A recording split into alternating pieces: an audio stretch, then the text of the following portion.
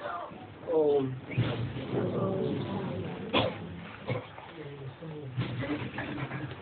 आज का प्रातः क्लास है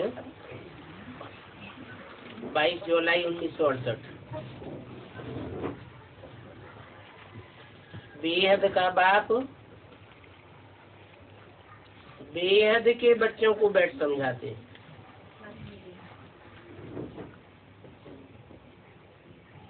हद का बाप तो एक जन्म का होता है और ये है बेहद का बाप।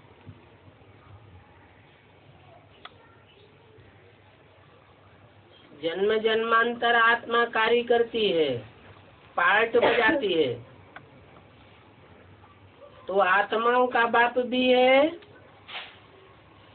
और सारी मनुष्य सृष्टि का बाप भी है।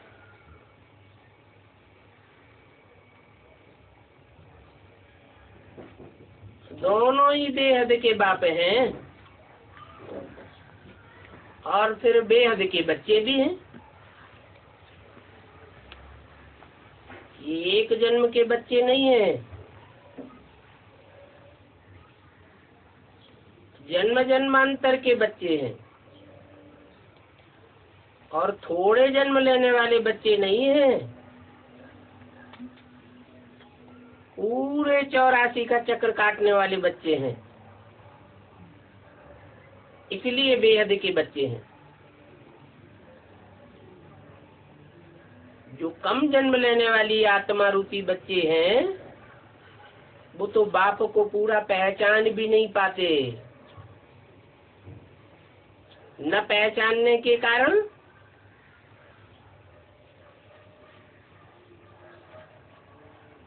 परमधाम वासी हो जाते हैं।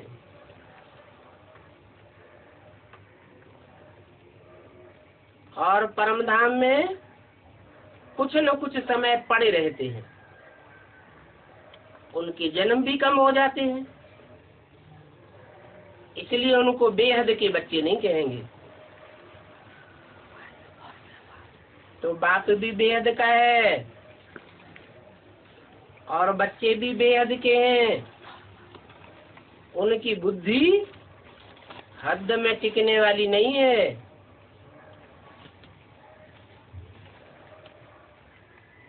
कि सिर्फ काठमांडू का कल्याण करने वाले हो, नेपाल का कल्याण करने वाले हो या सारे भारत का कल्याण करने वाले हो। नहीं, कैसे बेहद के बच्चे हैं? सारे विश्व का कल्याण करने वाले बेहद विश्व बाप के बच्चे, विश्व कल्याणकारी बच्चे हैं। ऐसे बच्चों को बाप बैठ करके समझाते हैं। बैठ करके समझाते हैं, खड़े होके नहीं। ऐसे क्यों? बैठ का मतलब मुकर्रर रथ है और वो रथ बेहद का विश्व का बाप कहा जाता है। सारी मनुष्य सृष्टि का बाप है। सभी आत्माओं का बाप है। तो आत्माओं को ही समझाते हैं, क्योंकि जो आत्मा की स्थिति में टिकने वाले बच्चे नहीं है वो तो पूरे 84 जन्म लेते भी नहीं है। जो पक्की पक्की आत्मा है वो पूरे 84 के चक्र में आते हैं। जिनमें देहभान रह जाता है तो जन्म कम हो जाते हैं। परमधाम में वो आत्माएं पड़ी रहेंगी, इस सृष्टि पर भी आएंगी तो अधूरा पार्ट बजाएंगी, ऑलराउंड पार्ट नहीं बजावेंगी। फिर भी बाप कहते हैं कि मैं आत्माओं का बाप तो हूँ, परंतु सर्व की सदगति करने वाला हूँ। ऐसे नहीं कि जो 84 जन्म लेने वाली आत्माएं हैं, पूरा ही ऑलराउंड पार्टधारी है, उन्हीं की सदगति करता हूँ। नहीं, जो भी 500-700 करोड़ मनुष्य आत्माएं हैं, कम से कम एक जन्म की सदगति तो सबको देता हूँ।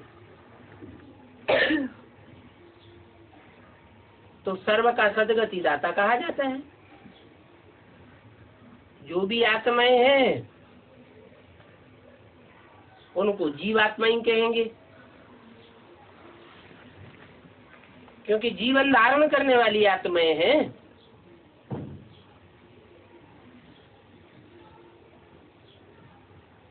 अगर शरीर नहीं है तो आत्मा देख नहीं सकती, सुन नहीं सकती।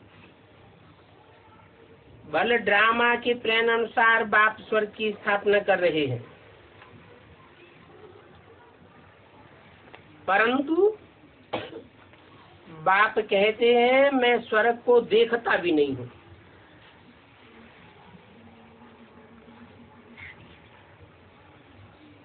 दो बेहद के बाप हैं, एक है आत्माओं का बाप और एक है मनुष्य सृष्टि का बाप। तो जो मनुष्य सृष्टि का बाप है वो तो स्वर्ग को देखता है, नरक को भी देखता है, परंतु आत्माओं का जो बाप है वो स्वर्ग को देखता भी नहीं है, तो भी स्वर्ग की स्थापना करके जाता है।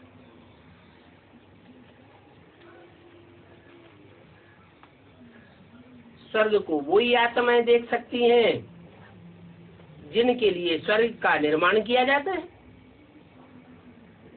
स्वर्ग तो नई दुनिया है ना। तुमको पढ़ा करके फिर मैं तो कोई शरीर धारण करता ही नहीं हूँ। तुमको पढ़ाने के लिए शरीर धारण करता हूँ, बाकी कोई शरीर धारण करने की मुझे दरकार नहीं है।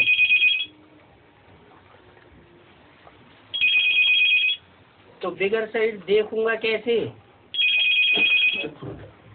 और सुनूंगा कैसे?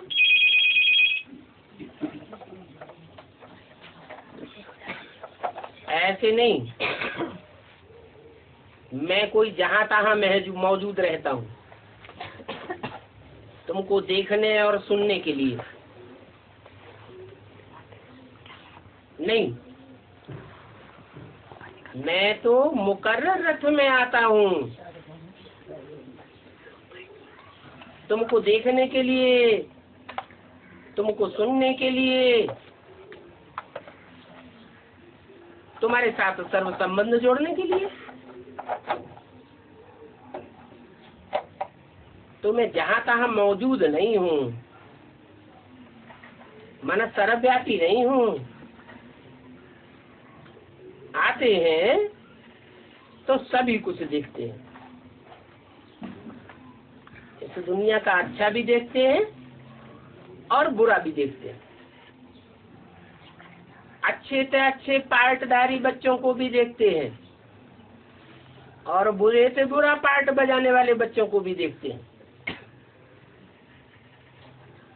सभी कुछ देखते हैं,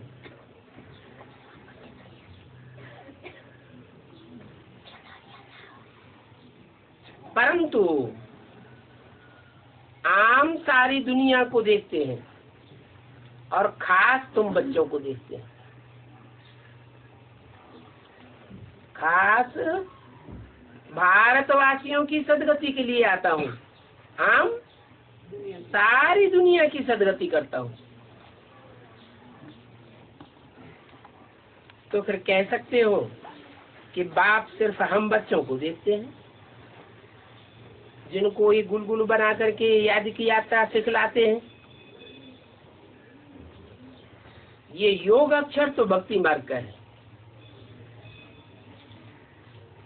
ज्ञान मार्ग का अक्षर क्या है? क्यों इसे ज्ञान मार्ग का अक्षर क्यों कहा?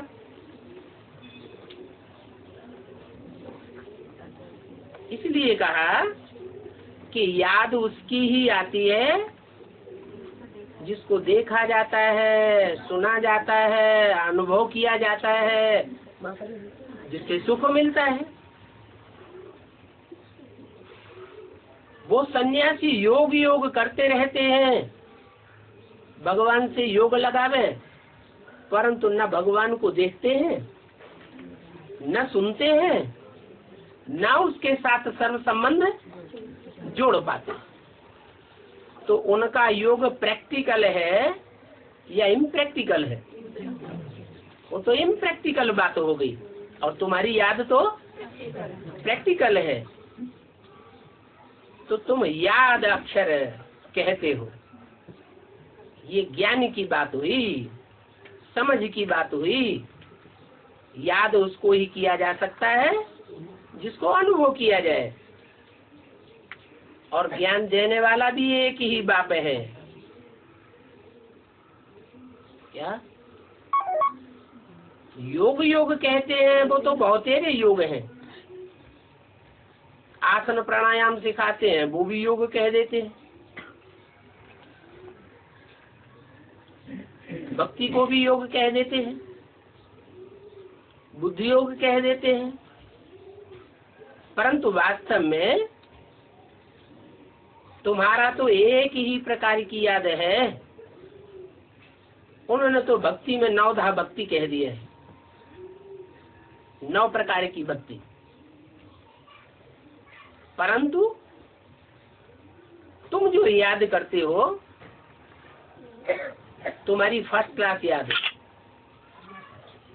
सर्व संबंधों वाली याद तुम्हारी है,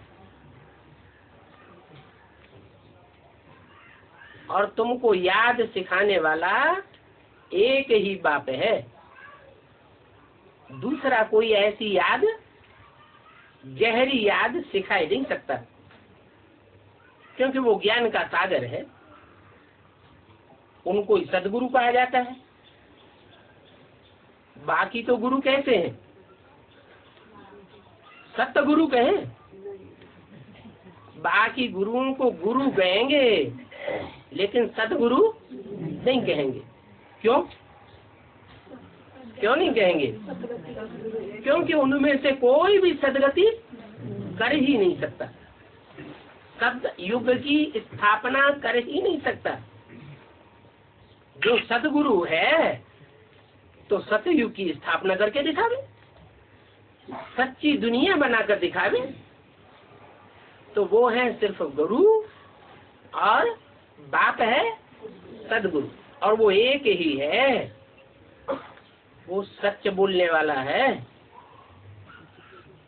बाकी दुनिया में कोई छाटती छोक करके नहीं कह सकता कि हम सदा ही सच बोलते हैं। कोई सन्यासी, गुरु, महात्मा ये कहेंगे कि मैं सदा सच बोलता हूँ। अंदर से भी समझते हैं कि हम परमात्मा के सच्चे स्वरूप को नहीं जानते हैं, दुनिया के आदि मध्य अंत को नहीं जानते हैं, 84 के चक्र को भी नहीं जानते हैं। तो वो अपने को सत्य कहेंगे कैसे? एक ही सत्य है जो सच बोलने वाला है और सचखंड स्थापन करने वाला है। बाकी सब जो भी मनुष्य मात्र हैं, कितने भी बड़े से बड़े गुरु हों, दुनिया की मनुष्य सृष्टि की कितनी भी बड़े से बड़ी जनरेशन को मनवाने वाले हों, जैसे क्राइस्ट है,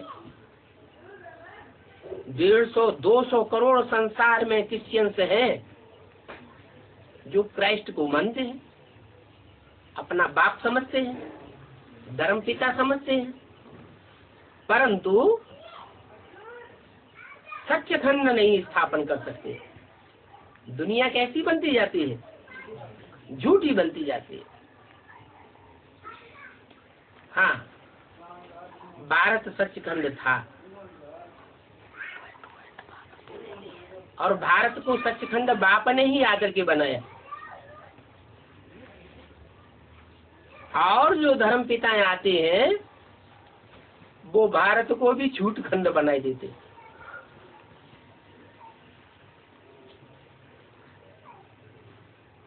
बाप कहते हैं भारत तो अविनाशी खंड है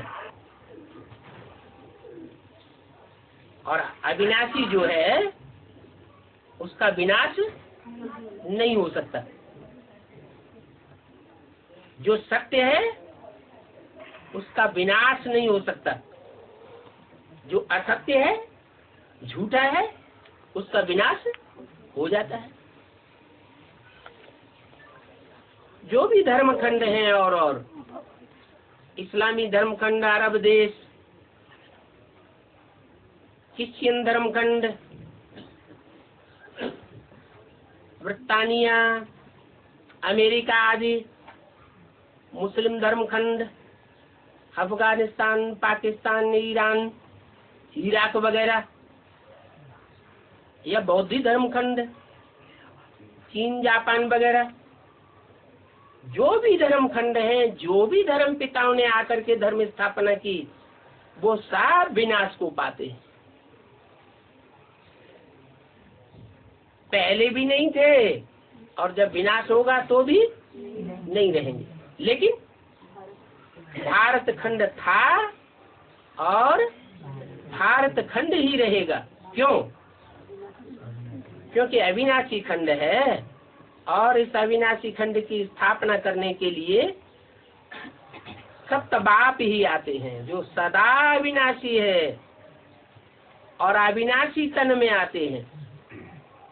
कैसी आत्मा में आते हैं? जो अविनाशी तनधारी आत्मा है, पूरे 84 का चक्र लगाने वाली आत्मा, ऑल राउंड पार्टधारी में आते हैं। और आकर के जो सचखंड बनाते हैं वहाँ सभी देवी देवताएं निवास करते थे।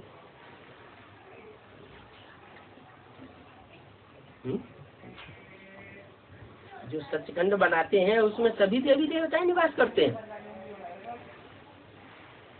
कितनी आबादी होती है? सचखंड की आबादी कितनी होती है? देवी देवताओं की आबादी कितनी होती है? देवी देवताएं कितने गाए जाते हैं? 33 करोड़ देवी देवताएं गाए जाते हैं। परंतु उन देवी देवताओं में पक्के जिनको देवी देवता कहे वो तो 84 जन्म लेने वाले ही है। जो पक्के ब्राह्मण सो देवता बनते हैं, जिनके 84 जन्म ही नहीं होते वो पक्के ब्राह्मण भी नहीं बनते। ऐसे तो 33 करोड़ देवी देवताएं हैं। परंतु जो 33 करोड़ देवी देवताएं हैं वो कन्वर्ट भी तो होते हैं दूसरे धर्मों में, है?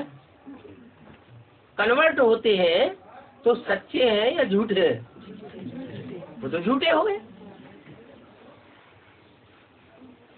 जो सच्चे हैं, आज से अंत तक अपने धर्म के पक्के हैं, उनको झाड़ में कहाँ दिखाया गया है? मनुष्य सृष्टि का झाड़ है ना, उसमें जो अपने धर्म के पक्के हैं वो कहाँ दिखाई गए?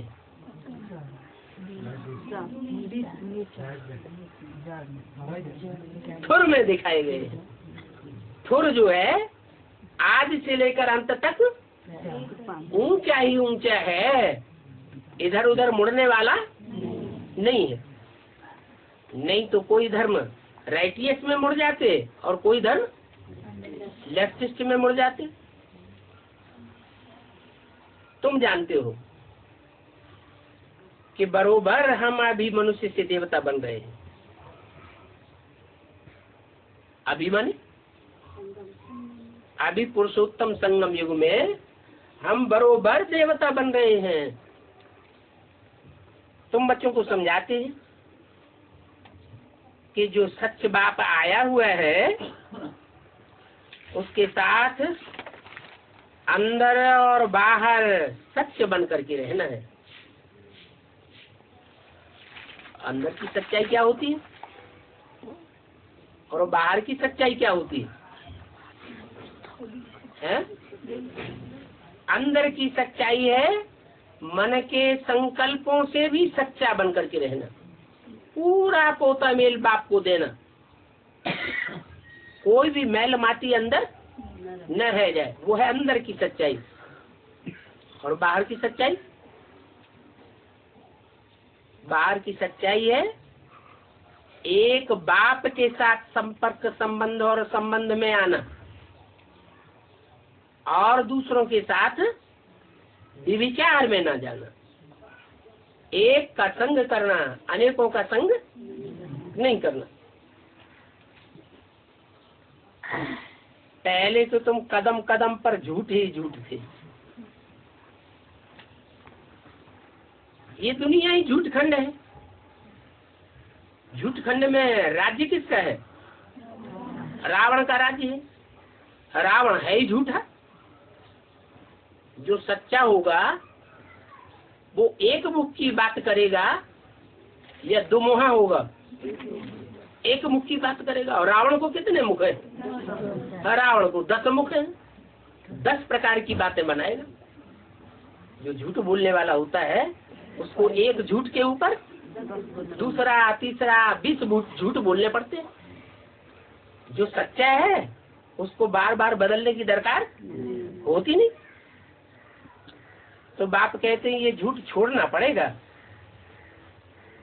अगर स्वर्ग में ऊंच पद पाना चाहते हो तो छोड़ना पड़ेगा। क्या? जो चीज प्यारी लगती है ना वो छुपा के रखते हैं। बहुत प्यारी बात होती है तो उसको छुपा के रखा जाता है। अगर प्यार नहीं है तो दिखा देंगे। तो ऐसे ही बहुत बच्चे हैं जो सच बताते नहीं है, अपना पूरा पोता मेल देते नहीं है। बल स्वर्ग में तो बहुत जावेंगे, लेकिन बाप को जानकर विकर्मों का बोझा नहीं उतारा तो सजाएं खा करके हिसाब किताब चुकतू करना पड़ेगा। और उससे घाटा क्या होगा? जितनी जाति सजाएं खावेंगे उतना पद नीचा होता जाएगा। क्योंकि ये राजधानी स्थापन हो रही है।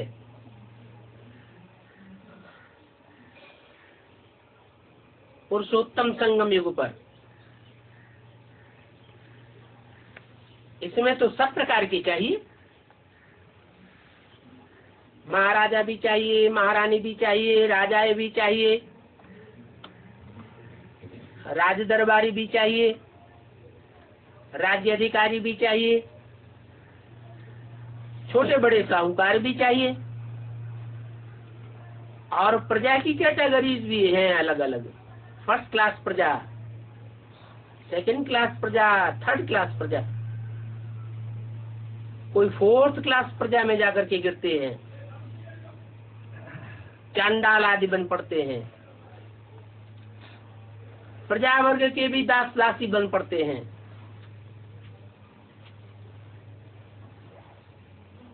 ऐसी राजधानी यहाँ स्थापन हो रही है। ऐसी राजधानी न सतयुग में स्थापन होती है और न कलयुग में स्थापन होती है। कहाँ स्थापन होती है? पुरुषोत्तम संगम युग पर ही ऐसी राजधानी स्थापन होती है। और बाप भी न कलयुग में आते हैं और न सतयुग में आते हैं। इस युग को ही कहा जाता है सर्वोत्तम कल्याणकारी युग। इसमें बाप आकर सभी का कल्याण करते हैं। ये भी जानते हो कि कलयुग के बाद सतयुग आता है। क्या द्वापर के बाद आ जाए, जैसा शास्त्रकारों ने लिख दिया है, पढ़ दिया है, सुनाई दिया है। क्या सुनाया कि भगवान द्वापर में कृष्ण का रूप धारण करके आया और द्वापर के अंत में आकर महाभारत युद्ध कराया, सत्य और असत्य का युद्ध कराया। तो क्या सत्यखंड स्थापन हो गया? नहीं स्थापन हुआ। द्वापर के अंत में आकर के सत्यखंड थोड़े ही स्थापन करेंगे। अगर द्वापर में भगवान आया होता, द्वापर के अंत में, तो पाप युग कलयुग कैसे स्थापन हो गया? उससे क्या साबित हुआ कि भगवान कोई द्वापर में या त्रेता में या सतयुग में नहीं आता है। वो तो आता ही है कलयुग के अंत में। क्या करने के लिए? कलह कलेश की दुनिया का अंत करके अयोध्या बनाने के लिए आता है, जहाँ कोई प्रकार का युद्ध राम के राज्य में होता ही नहीं। मनसा के संकल्पों से भी कोई आपस में नहीं लड़ेंगे, वाचा से भी नहीं लड़ेंगे, और कर्मेंद्रियों से भी लड़ाई लड़कर एक दूसरे को दुख नहीं देंगे। इसलिए बाप कहते हैं ये संगम युग जरूर चाहिए, ताकि मैं आकर के नंबरवार पुरुषों में उत्तम उत्तम आत्माओं की गणना दिखाई सकूं। 500-700 करोड़ मनुष्य हैं,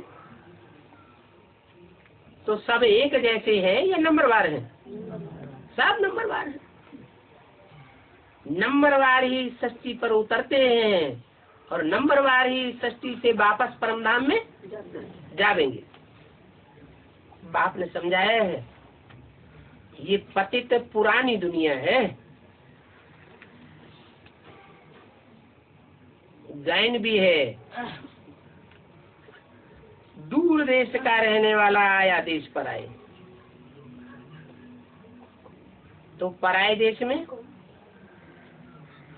जब बाप आते हैं तो दुश्मन के देश में, रावण के देश में, सब रावण के कंट्रोल में होते हैं या कोई राम के कंट्रोल में होता है? सारी दुनिया यथा राजा तथा प्रजा बन जाती है, सब रावण संप्रदाय बन जाते हैं। ऐसे रावण संप्रदाय के देश में जहाँ सब रावण संप्रदाय के बन जाते हैं, पतित बन जाते हैं, दुराचारी बन जाते हैं, भ्रष्टाचारी बन जाते हैं, ऐसे देश में फिर मुझे अपने बच्चे कहाँ मिलेंगे?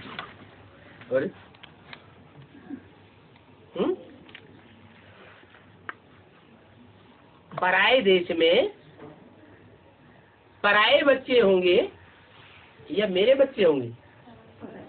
है? सारी दुनिया रावण संप्रदाय बन जाती है।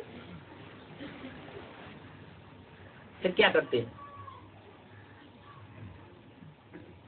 उन बच्चों को अच्छी रीत बैठ करके समझाते हैं। अच्छी रीति का मतलब है, कोई बाप होगा अपने बच्चे को एक बार समझाएगा, 2 बार समझाएगा, 10 बार, 20 बार, 50 बार समझाएगा।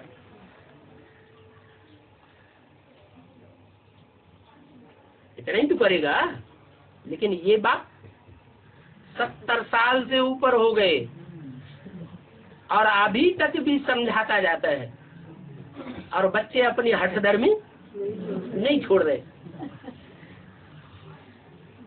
तो देखो कितनी अच्छी रीति समझाता हूँ। हार जाते हैं क्या? नहीं हारते। और फिर मैं किस में प्रवेश करता हूँ? वो भी परिचय देते हैं। क्या? इस बात का परिचय मेरे सिवाय और कोई नहीं दे सकता कि मैं किस में प्रवेश करके तुमको समझाता हूँ। अपना परिचय भी देता हूँ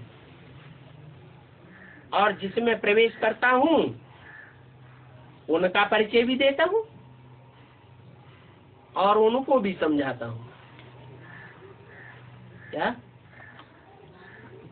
माने सारे ही बच्चे बेसमझ हैं रावण संप्रदाय में, या कोई बच्चे ऐसे भी होते हैं जो समझदार रह जाते हैं? सारे ही बेसमझ हो जाते हैं। जिसमें प्रवेश करता हूँ वो भी बेसमझ। उसकी यादगार क्या है?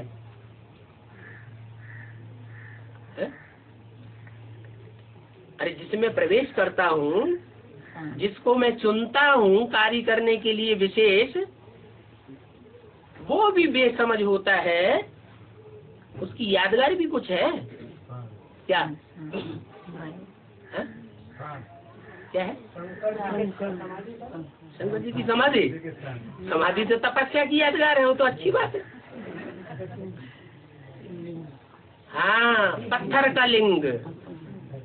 लिंग जो है वो सोने का भी लिंग बनाया जाता था, हीरे का भी लिंग था,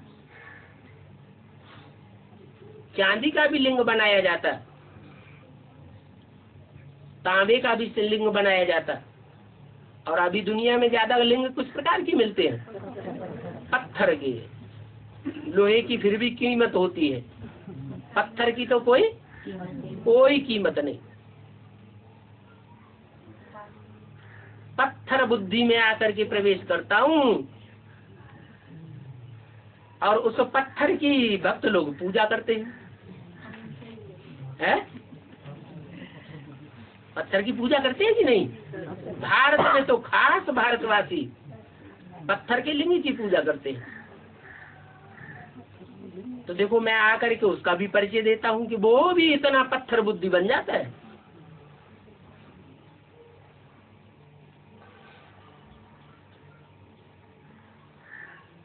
जो पवित्र बनते हैं उनको फिर पतित नहीं कहा जाता है। पतित किनको कहा जाता है? जो अपवित्र बनते हैं उनको पतित कहा जाता है। यह पवित्र अपवित्र क्या है? नहा धो के बैठ जाए तो पवित्र हो जाएंगे? हैं? वो तो सुबह शाम बहुतेरे नहाया करते हैं, स्नान करते हैं, तो पवित्र हो जाते हैं? नहीं। फिर कैसे? पवित्र का मतलब क्या है? पावन का मतलब क्या है? पतित किसे कहा जाता है?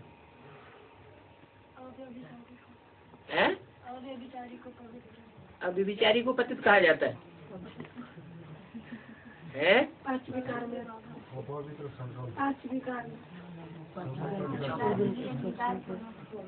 ये पेन है, अभी ऊपर है और फिर ये नीचे गिर गया तो पतित हुआ। ऊपर से नीचे गिर गया तो कहेंगे पतित। तो पतित का अर्थ है चाहे मनसा के संकल्प हो, चाहे वाचा हो, चाहे कर्मेंद्रियों की शक्ति हो, अगर गिरती है, पतन होता है, तो कहेंगे पतित। अगर संकल्प अच्छे ही आते रहे, श्रीमत के अनुकूल ही संकल्प आते रहे, शुद्ध संकल्प ही आते रहे, तो संकल्पों से पतित कहेंगे? हैं? नहीं कहेंगे। ऐसे ही वाचा भी अपने प्रति या दूसरों के प्रति कल्याणकारी वाचा ही निकलती रहे। हर आत्मा के लिए कल्याण की बोली निकले तो उसे पतित वाचा कहेंगे, पावन वाचा कहेंगे? पावन ही कहेंगे। ऐसे ही कर्मेंद्रियों से कर्म करते हैं ना, तो कोई भी कर्मेंद्रिय से किया हुआ कर्म अगर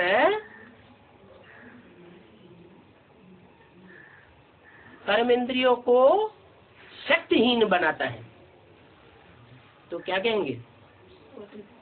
पतित है या पावन है? पतित कहेंगे। कोई अच्छे कार्य करता है, अच्छे कार्य करता है तो उसकी खुशी बढ़ती है या घटती है? खुशी बढ़ती है। उन्हीं कर्मेंद्रियों से कोई बुरे कार्य करता है तो उसकी शक्ति क्षीण होती जाती है। तो पतित इस दुनिया में सभी हैं।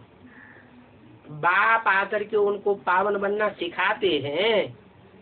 क्या करते हैं? मैं आया हुआ हूँ, एवर प्योर। एवर प्योर का मतलब इससे जास्ती पवित्र दुनिया में और कुछ हो ही नहीं सकता। वो एवर प्योर परमात्मा बाप इस सृष्टि पर जब आते हैं तो मनुष्यों को आप समान पवित्र बनाते हैं। उसका नाम है शिव।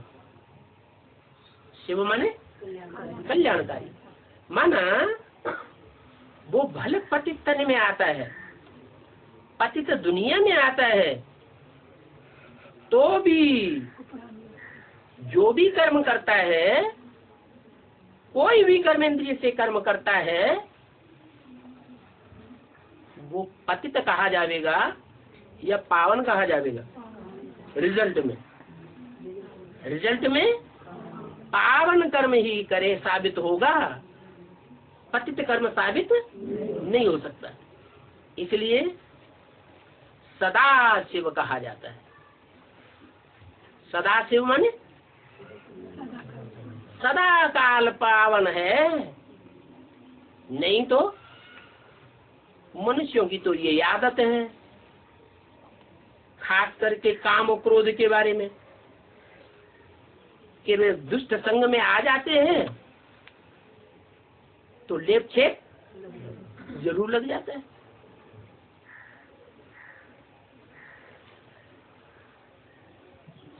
स्त्री के संग में आते हैं, क्लोज कनेक्शन में आते हैं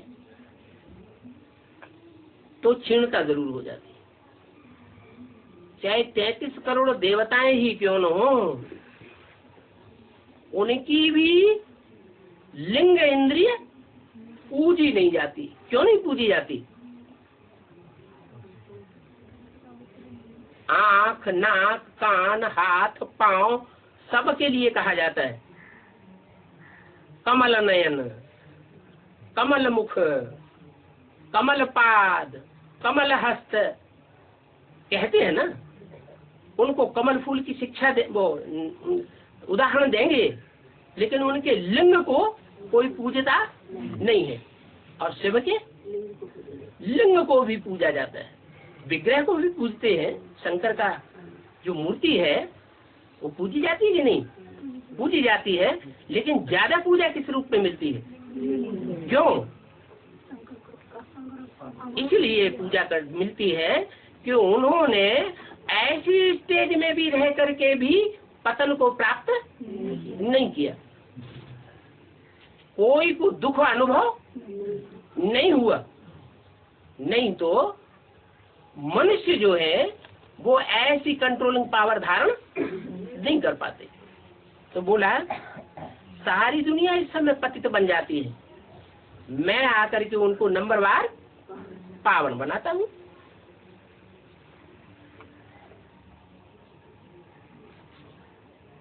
फिर फरिश्ते बनने के बाद देवता बन जाते हैं। फरिश्ता पहले बनना जरूरी है। ब्राह्मण से फरिश्ता बनना जरूरी है। क्यों?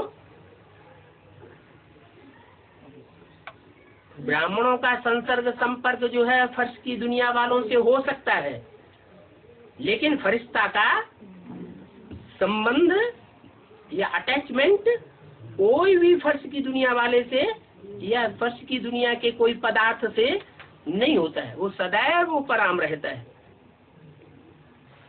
ऐसी मन की और तन की स्टेज जिनकी बन जाती है, वो फरिश्ते ही फिर देवता कहे जाते हैं। सूक्ष्म वतन में तुम ऐसे संपूर्ण फरिश्तों को देखते हो, उन्हों को फरिश्ता कहा जाता है। उनका शरीर कैसा होता है? लाइट का शरीर होता है। लाइट का मतलब क्या हुआ? कोई सूर्य जैसी लाइट चमकती है? नहीं, लाइट का मतलब है कि ऐसी आत्माएं जो फरिश्ता बनती हैं वो सदैव ज्ञान की रोशनी में रहने वाली हैं। उनके अंदर कभी भी अज्ञान आता ही नहीं। तो बाप समझाते हैं, बच्चे ऐसा फरिश्ता, ऐसा देवता संपूर्ण बनने के लिए क्या करो? है? एक अलफ को याद करो, है? बिंदी को, नुक्ता को याद न करें, है? एक अलफ होता है, उर्दू में अक्षर होते हैं ना, पहले नंबर का जो अक्षर होता है उसे कहते हैं अलफ। फिर दूसरे नंबर, 2 नंबर भी होता है। 2 नंबर का माल अच्छा माना जाता है, बुरा? वो तो बुरा माना जाता है, उसको कहते हैं बे। अंतर क्या है? अलफ और बे में अंतर क्या है? अलफ खड़ा है और बे पड़ा है। माना जिस तन में शिव बाप आकर के प्रवेश करते हैं, बल शिव बाप तो नुक्ता है, बिंदु है। क्या? नुक्ता है, बिंदु है, लेकिन बिंदु की कोई वैल्यू नहीं होती। बिंदी बिंदी बिंदी ढेर बिंदी लगा दो, कोई अंक ना लगाओ तो वैल्यू होगी? कोई वैल्यू नहीं। तो एक अलफ और उसके साथ बिंदु तो वैल्यू हो जाती है। तो उस अलफ को याद करो जिसमें वो निराकार शिव ज्योति बिंदु प्रवेश करता है।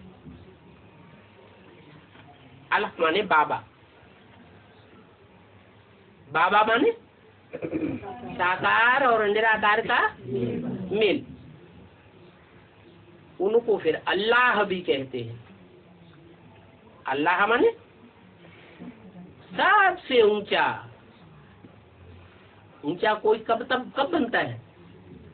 किसी को ऊंचा कब कहा जाता है? ऊंचे कर्म करे तो ऊंच कहा जाता है, और नीच कर्म करे तो नीच कहा जाता है। तो अल्लाह से ज्यादा ऊंचे कर्म करने वाला दुनिया में और कोई भी है ही नहीं। ये तो बच्चे समझ गए हैं। बाप से स्वर्ग का वर्षा मिलता है। क्या? मनुष्य जिन्हें नर कहा जाता है, नर माने मनुष्य, तो मनुष्य जिन्हें नर कहा जाता है उनसे नरक का वर्षा मिलता है। वो मनुष्य चाहे कितने भी अच्छे बन जाए, देवता तुल्य क्यों न बन जाए, तो भी उनसे वर्षा कैसा मिलता है? नरक का वर्षा मिलता है। और बाप से स्वर्ग का वर्षा मिलता है। ऐसा क्यों? ऐसी क्या खास बात है बाप में, जो बाप से ही स्वर्ग का वर्षा मिलता है? और एक ही वो बेहद का बाप है जिससे स्वर्ग का वर्षा मिलता है। वो खासियत क्या है बाप की? सच्चाई है, है? सत्यता है, इसमें सत्य नहीं है उसमें, इसमें सत्यता नहीं। स्वर्ग कहा जाता है, नाम पड़ा है ना स्वर्ग, तो नाम तो काम के आधार पर पड़ते हैं ना। तो स्वर्ग नाम ही तब पड़ा है, हाँ, कि वो सदैव स्वस्थिति में रहने वाला है। कौन? शिव बाप। जिसमें प्रवेश करता है वो सदाकाल 84 जन्म स्वस्थिति में रहता है क्या? नहीं रहता। जिस मुकर्रर रथ को वो सुप्रीम सोल चुनता है अपना कार्य करने के लिए, हीरो पार्टधारी को, वो भी सदैव स्वचिंतन में नहीं रहता। पर चिंतन में आ जाता है, मन चलायमान हो जाता है, तो मनुष्य कहा जाता है। इसलिए वो स्वर्ग स्थापन नहीं कर सकता। प्रजापिता या आदम वो कोई अल्लाह नहीं है, खुदा नहीं है। मुसलमान लोग फिक्रा भी गाते भी हैं, आदम को खुदा मत कहो, आदम खुदा नहीं, लेकिन खुदा के नूर से आदम जुदा नहीं। कब? वो समझ लेते हैं हर युग में। अब हर युग में थोड़ी, कौन से युग में? इस संगम युग में जब सुप्रीम सोल बाप आते हैं तो वो उससे अलग नहीं किए जा सकते। तुम बच्चे क्या समझो? यही समझो कि शिव बाप सदैव इसमें मौजूद ही है, विराजमान ही है। बल बताते हैं कि बैल पर सदैव सवारी होती है क्या? अच्छा, दूसरे बच्चों में प्रवेश करके सेवा करते हैं या नहीं करते हैं? करते हैं। तो जब दूसरे बच्चों में प्रवेश करके सेवा करते हैं तो फिर मुकर्रर रथ कैसे कहा जाता है? अच्छा, मुरली सुनाने के लिए तो उस समय प्रवेश करते हैं, फिर दूसरे बच्चों में जब सेवा करते हैं, हाँ, जो सूक्ष्म से सूक्ष्म है वो एक ही टाइम पर अनेक बच्चों में प्रवेश करके कार्य कर सकता है। तो स्वर्ग का वर्षा बाप से मिलता है, क्योंकि वो सदैव स्वस्थिति में रहने वाला है। जो सदैव स्वस्थिति में रहने वाला है उसी को याद करने के लिए तुम बच्चों को बोला जाता है। सदैव का मतलब क्या हुआ?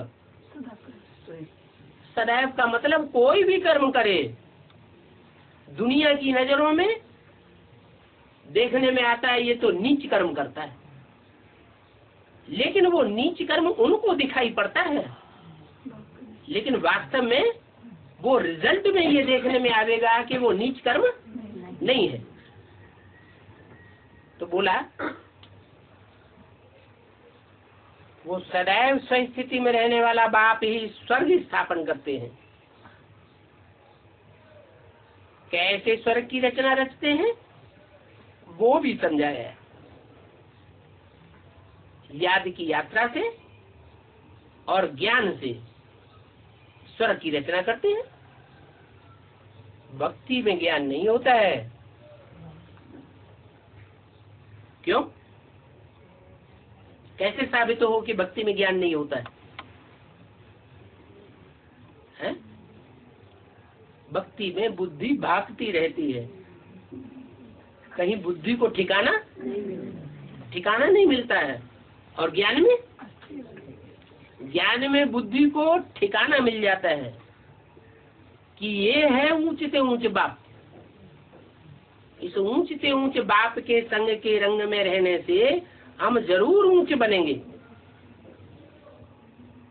तो देखो, ज्ञान बिल्कुल अलग है और भक्ति रूपी अज्ञान बिल्कुल अलग है। जहाँ जहाँ जिसकी बुद्धि में भक्ति समाई होगी तो उसकी निशानी क्या होगी? है? बुद्धि भागती रहेगी, एकाग्र नहीं होती है। तो ज्ञानी है कि अज्ञानी है? तो अज्ञानी है। अगर बुद्धि एकाग्र है, कोई भी कर्मेंद्रिय से कर्म करे, कोई वाचा बोले, कोई संकल्प करे, उस संकल्प का, उस बुद्धि का अहम ऑब्जेक्ट क्या होना चाहिए? उस कर्म का अहम ऑब्जेक्ट क्या होना चाहिए? एक बाप, दूसरा न कोई। तो ज्ञान सिर्फ एक बाप ही देते हैं, और देते भी किनको है? 500 करोड़ को देते हैं? नहीं देते। अगर 500 करोड़ को ज्ञान नहीं मिलता है इस सृष्टि पर, तो फिर उनकी मुक्ति हो सकती है? तो अंत में मिलता तो है ज्ञान है। हमको भी क्या आदमी मिल गया? हमको नंबर बार टाइम पर मिलता है ना। तो 500 करोड़ आत्माएं भी ब्राह्मण तो बनेंगी,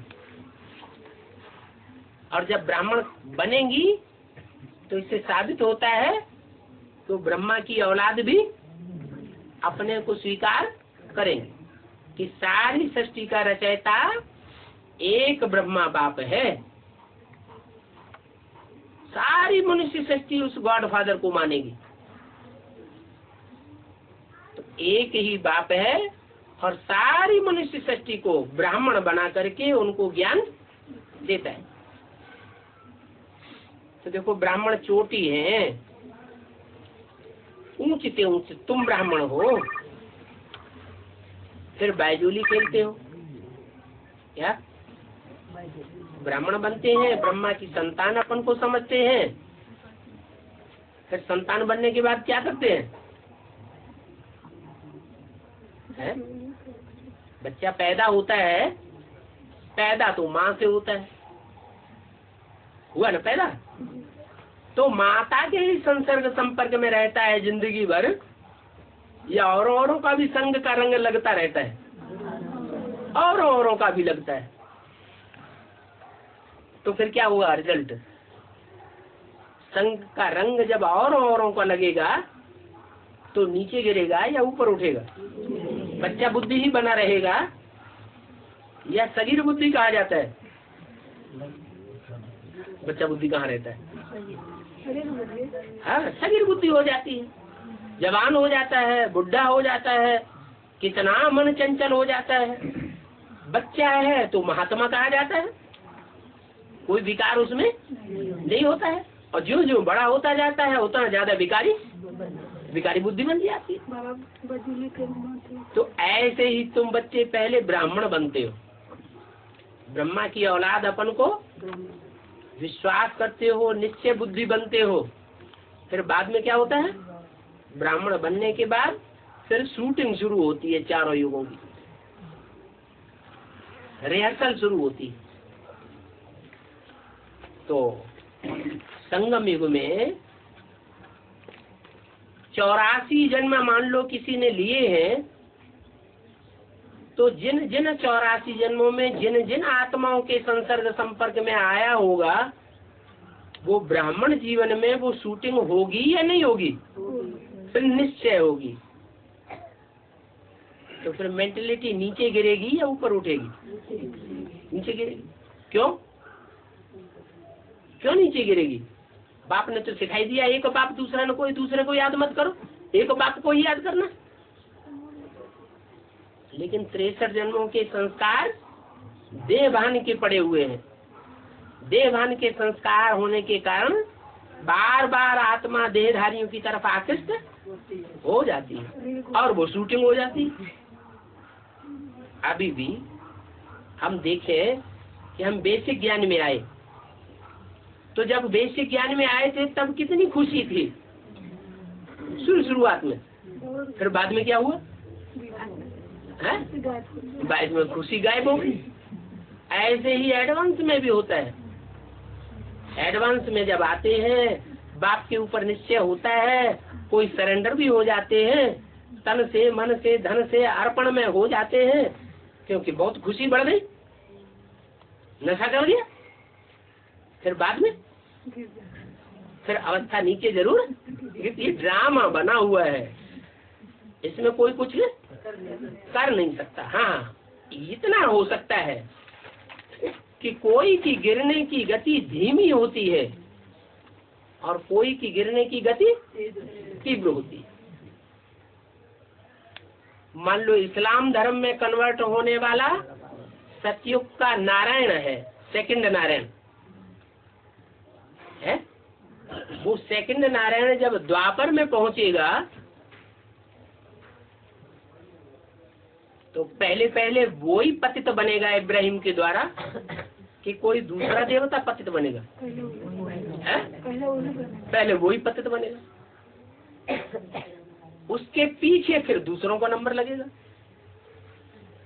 तो इससे साबित हुआ कि 63 जन्म के उसके जो संस्कार हैं इस्लामियों के साथ रहने के, पतित बनने के, व्यभिचारी बनने के, वो संस्कार संगम युग में जब भगवान बाप आते हैं तो वो संस्कार एकदम खलास नहीं होते। वो कितना भी कोशिश करे तो भी जबरियन उसकी शूटिंग पतित पने की तीव्रता से नीचे गिरने की होती है। तो इतना अंतर हो सकता है कि कोई धीरे धीरे पतित बने और कोई तीव्रता से पतित बने। बाकी माया किसी को छोड़ती नहीं है। चाहे कितना ही कोई याद करने वाला क्यों न हो, मान लो अष्टदेव ही क्यों न हो, सबसे जास्ती याद कौन करते हैं? अष्टदेव। अष्टदेवों में भी जो पहला ईश्वर है, पहला देवता जिसे देवदेव महादेव कहा जाता है, वो ही क्यों न हो, आदम वाली आत्मा क्यों न हो, वो भी अंतिम जन्म में पतित बनेगी या नहीं बनेगी? अंतिम जन्म में वो भी सबसे जास्ती नीचे गिरती है। तो पतित तो सबको होना होता है, वो तो कायदा है। मुरली में भी बोला बल पतित बनना है, वो तो कायदा है कि सब पतित बनते हैं। परंतु फिर नियम क्या है? नियम ये है कि एक से पतित बने, अनेकों से पतित न बने। जब व्यभिचारी बनते हैं, अनेकों से पतित बनते हैं, तो आत्मा का तेजी से पतन होता है। इसलिए सिखों में मानते हैं एक नारी सदा ब्रह्मचारी।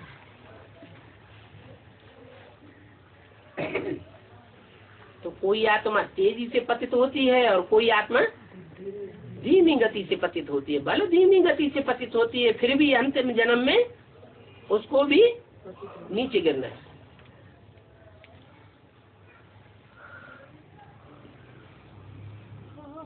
अभी तुम ब्राह्मण बने हो, फिर तुम बालजोली खेलते हो।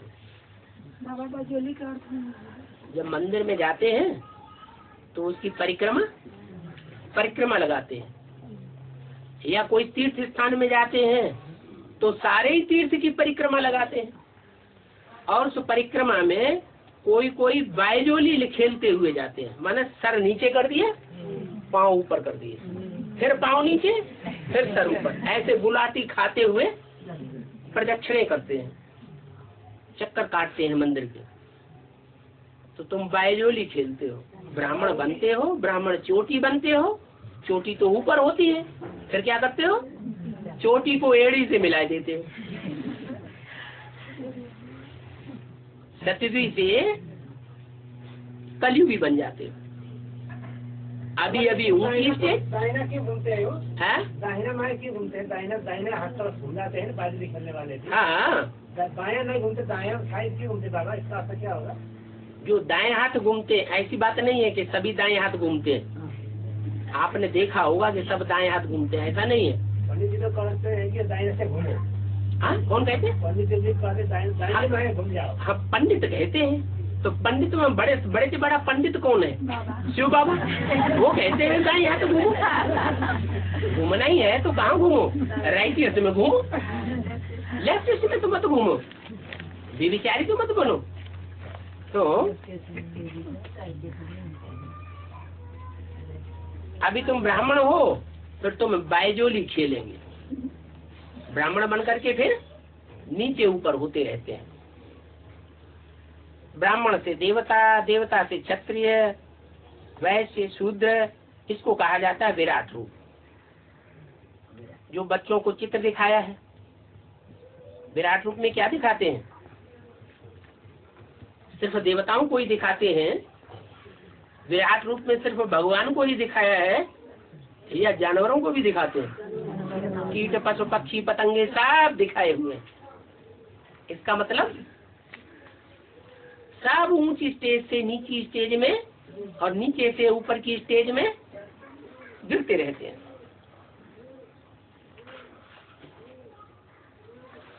बाकी विराट रूप कोई ब्रह्मा विष्णु शंकर को नहीं कहेंगे।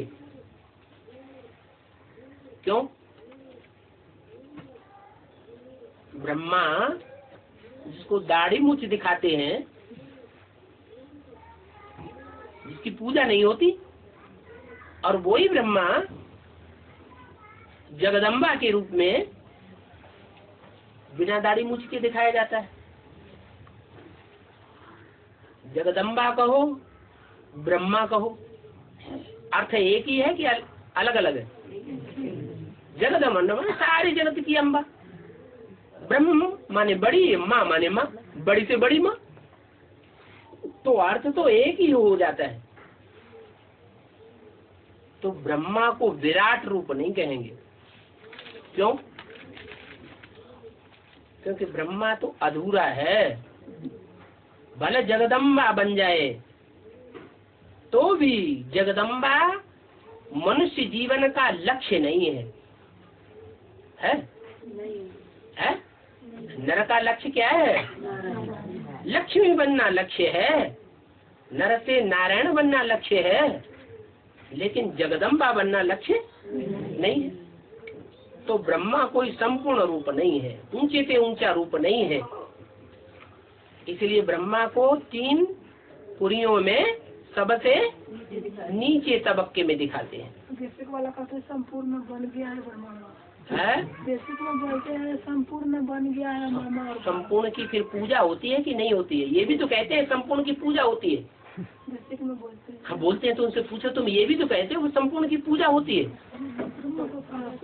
तो संपूर्ण की पूजा होती है तो पूजा कहाँ होती है? जवाब नहीं देते हैं। तो जब जवाब नहीं है तो झूठी बात है ना। तो ब्रह्मा को विराट रूप नहीं दे सकते, और विष्णु को भी विराट रूप नहीं दे सकते, क्योंकि विष्णु को सर तो एक ही दिखाया जाता है, भुजाएं अनेक दिखाते हैं। और शंकर को भी विराट रूप नहीं दे सकते। शंकर भी याद में बैठा हुआ दिखाया जाता है ना। तो याद पापी करेगा या पुण्यात्मा करेगा? भगवान याद करेगा या जो भगवान नहीं होगा, शैतान होगा, कुछ न कुछ शैतानियत भरी होगी, वो याद करेगा? पतित याद करेगा या पावन याद करेगा? पतित ही याद करेगा। तो शंकर को भी विराट रूप नहीं दिखाया जा सकता। उनमें चोटी ब्राह्मण तो नहीं होता है।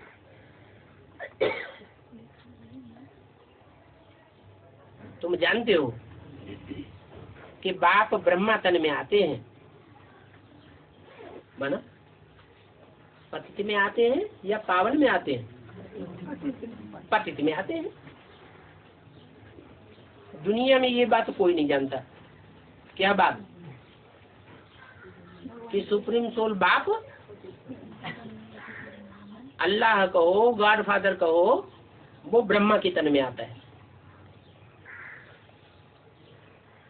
तुम जानते हो कि बाप जिस तन में आता है उसको ब्रह्मा कहा जाता है, और ब्रह्मा के मुख से जो ज्ञान सुनते हैं, जीवन में धारण करते हैं, दूसरों को सुनाते हैं, उन्हें ब्राह्मण कहा जाता है।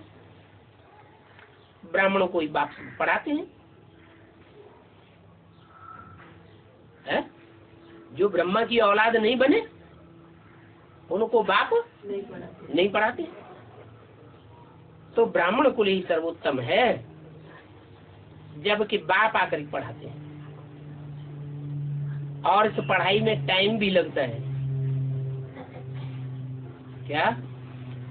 वो पढ़ाइयाँ तो ऊंचे से ऊंची पढ़ाई कहेंगे, MA, MSc, कितने साल लगते हैं? 16 साल में हो जाती है। PhD करेंगे, DLiT करेंगे, 2-4 साल, 8 साल और बढ़ जाएंगे। लेकिन ये पढ़ाई कितने साल की है? सारी जिंदगी पढ़ाई पढ़नी है। इसकी लिमिट में नहीं बांध सकते। तो इसमें टाइम लग जाता है, क्योंकि ये राजधानी स्थापन होती है। ये राजधानी दुनिया की बड़े से बड़ी राजधानी है।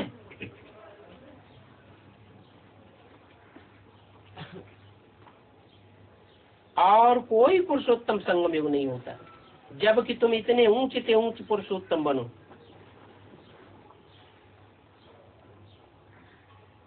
और युगों में और जन्मों में ऊंचे से ऊंचे पार्टधारी तो हुए हैं जिनकी हिस्ट्री में बहुत महिमा होती है, लेकिन इतने ऊंचे पार्टधारी किसी जन्म में नहीं बने जो दुनिया में उनकी कोई ग्लानि ही ना होती हो, कोई भी उनके ऊपर उंगली ना उठा सके। उनकी महिमा ही महिमा होती है। वो कौन है? नहीं, शंकर की तो बहुत ग्लानि होती है। हाँ, नारायण की कोई महिमा ये नहीं कह सकता कि उसमें दोष है, महिमा ही महिमा होती है। ओम शांति।